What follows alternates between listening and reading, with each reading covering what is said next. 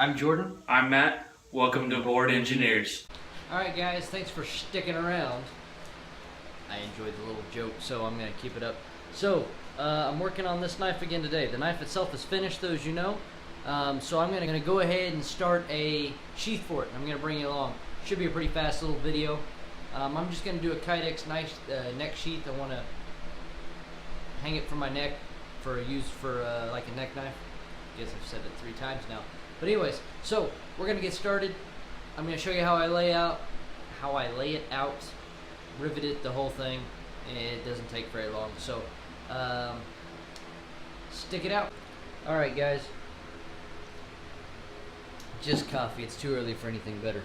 So, first thing we're going to do here is get a couple things out of the way. I like to start with, you can't see what I'm doing, I need to move over.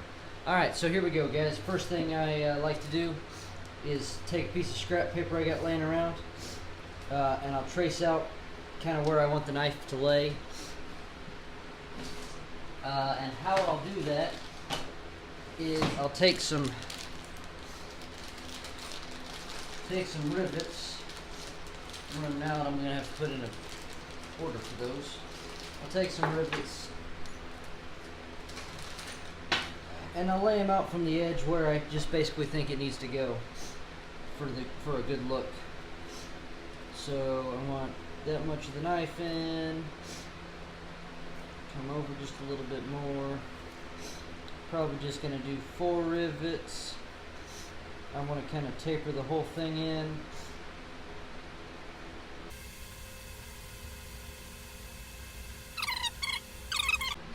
So essentially something like that's what I'm going to go for.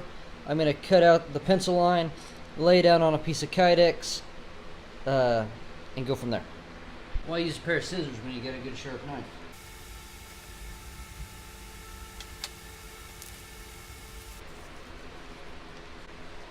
There's that. Find me a piece of Kydex. Beautiful thing about Kydex. Here's a piece I already used. I'm going to flatten, or tried to use. I'm going to flatten that out, and then I'll show you the next step.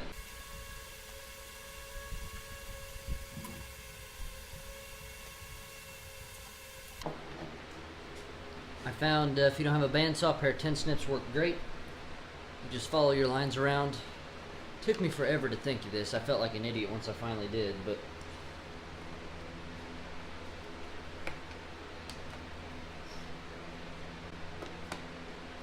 they leave a little jagged edge, so just cut further away from your line and sand down to it. That's what we're going to do.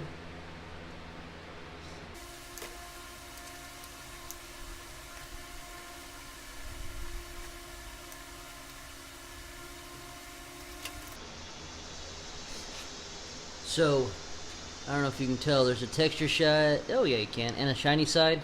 Shiny side you want on the blade side. So, we're going to get both of these hot. Got my press here, I gotta clean it off. Let me get set up, get that cleaned off. We'll get these hot, smush it together in the press, and just keep going. Alright, so you're a little far away to see detail. There's not a lot to show you, so here we go. We're gonna need some gloves for this because it's gonna be hot.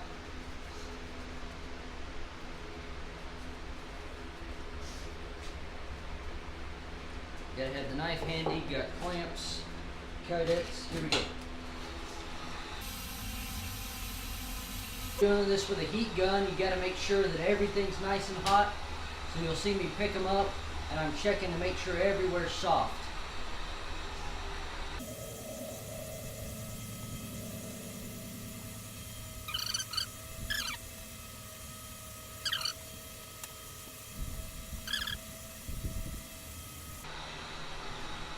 Alright, probably not going to get both of them any better, so I'm going to go ahead and open this up, lay the first one down, set the knife where I want it, grab the other one, get the knife set, get that closed, and I lost it. Kind of got it started. Rinse and repeat. I haven't very good luck doing them both, so I'm going to try this other. I'm going to do them one at a time. I've done that before. It works pretty well. we'll try that, see how it comes out. If I don't like it, we'll try it again. If I had a toaster oven that the wife didn't use all the time, this would be easier. Alright, so there's one. It's good and hot. Set that down. Make sure I get the knife set in there deep enough. Grab my clamp.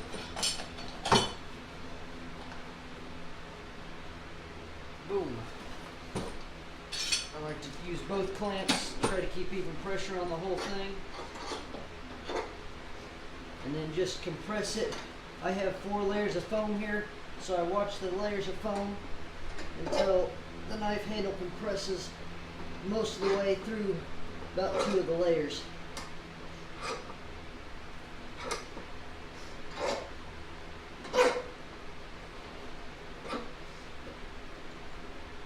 Alright, we'll give that about 5 minutes to cool, and we'll do the other side. Alright, here's the reveal of the first half.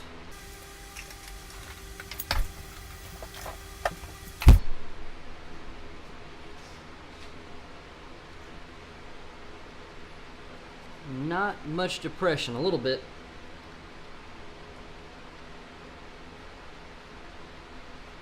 Throw the other half on, see what happens. Still see what I'm doing there.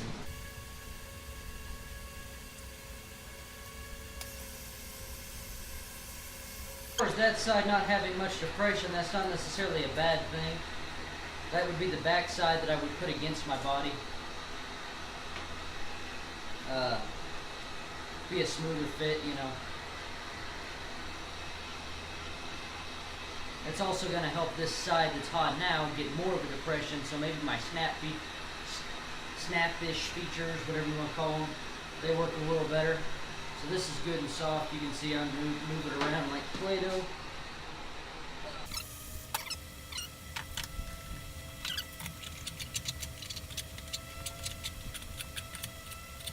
I'm sure you guys want to watch that for the next 5 minutes. I'm not going to bore you, so bring you back for the big reveal. Alright guys, here we go, the big reveal.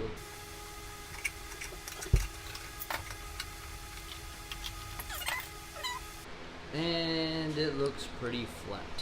But grip it with 4 points. Try to grip it with 4 points. Does come out, but takes quite a bit of shaking, of course, just my hands. So I think I like it. I'm going to go ahead and take you along for drilling the holes for the rivets, and then we'll shape it up. Alright, so got a clamp holding it. I'm just going to lay the rivets on there, position them where I want them, center mark them, and then I'm going to drill them.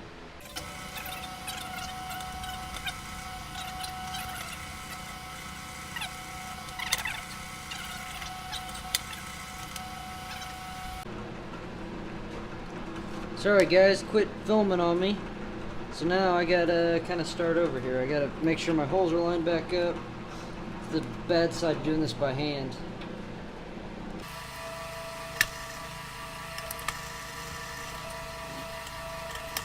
Alright, there's all my pilot holes. I'll switch out my drill bit to the right size drill bit for the rivets and drill those out.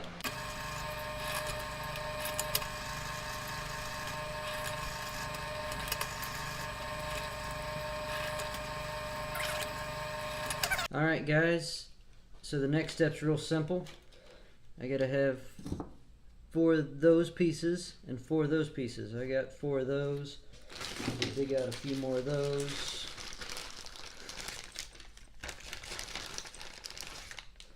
Gotta have my little tool out.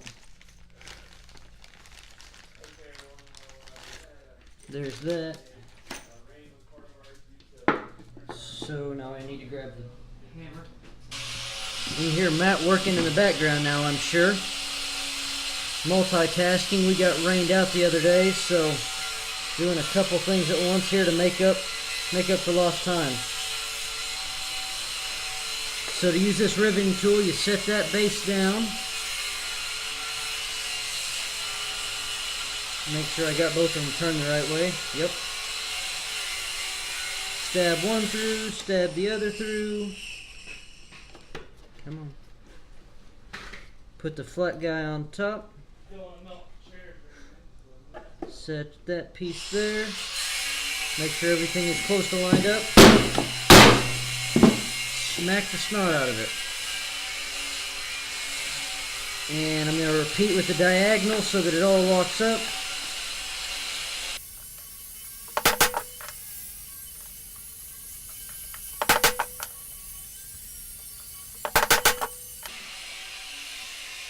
Make sure they don't necessarily twist. Doesn't really matter, just a personal thing.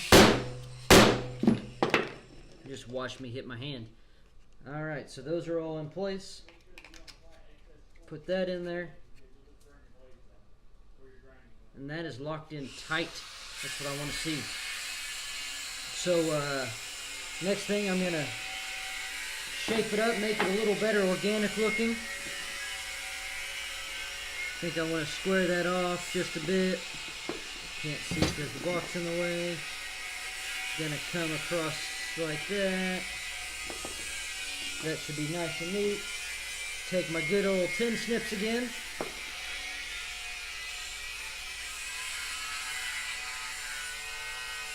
I've also got some overlap here, so I'll just take them, trim it up close. Coming across, following my line. Boom. Something like that. Now I'm going to go ahead, I got a fine grit belt on the belt sander, so I'm going to go ahead and throw a coarser one on, and we'll shape this up a little more. Alright, so I was wrong. That's a 120 belt. It's worn out. It's pretty much junk, so I'm going to go ahead and sand this out with it. Here.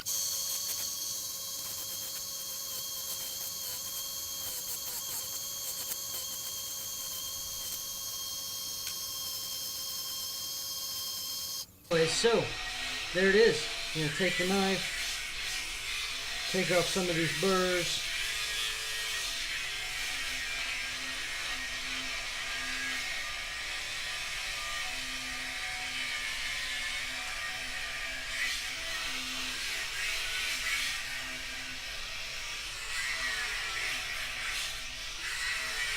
Locked in good and tight. I'm taking that pretty hard.